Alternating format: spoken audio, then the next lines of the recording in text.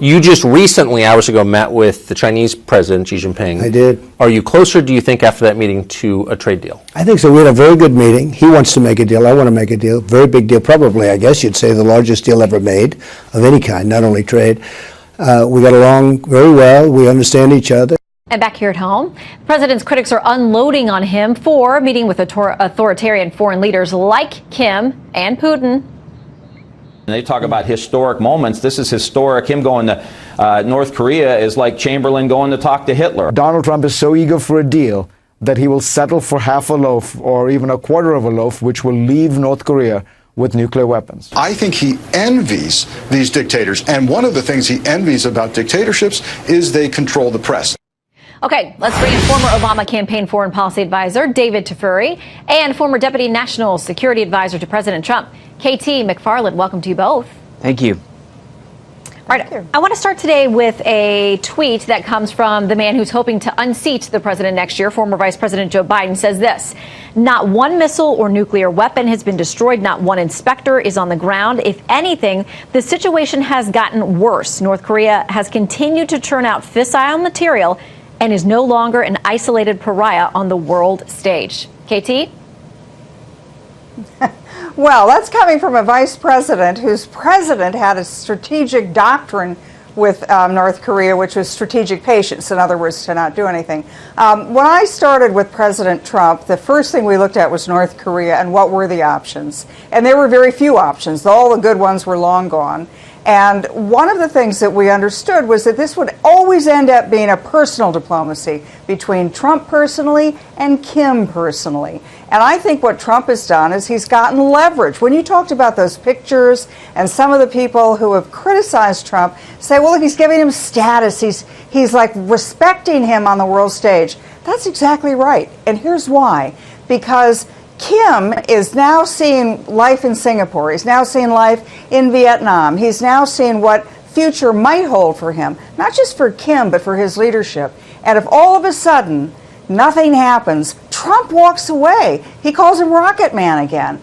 Kim is invested in this. And the same way that in 1972, there was a picture of Richard Nixon and Mao Zedong, who was president of China.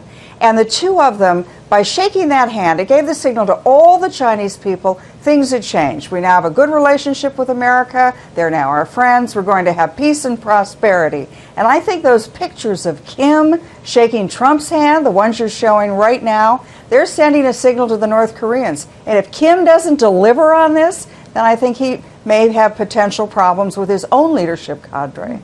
So about that relationship, David, we talk a lot about how this president is very relational with people, including a lot of people that folks don't think he should have any relationship with, or at least not one that looks this friendly.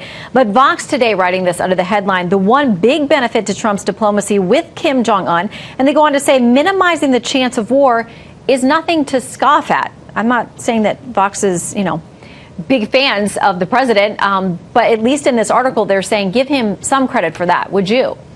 Well, I don't think we've minimized the chance for war yet because North Korea hasn't rolled back its nuclear weapons program at all.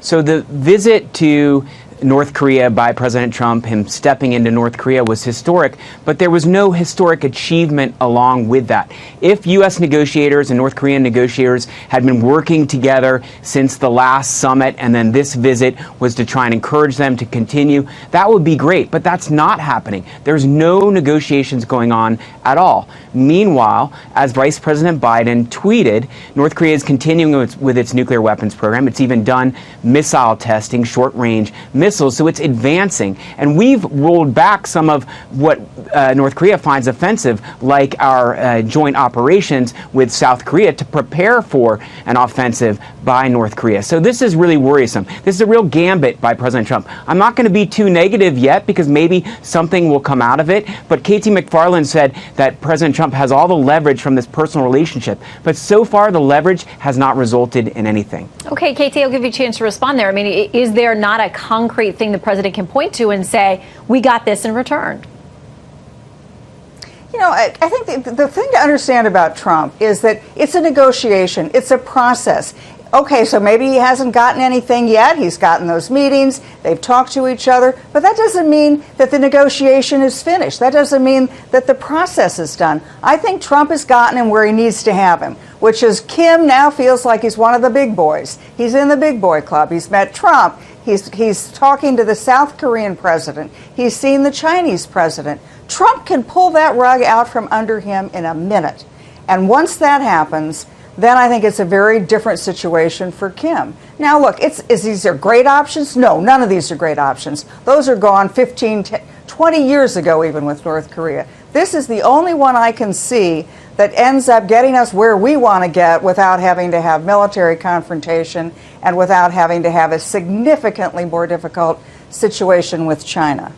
All right, KT, David, thank you both for weighing in. Great to have you. Thank you.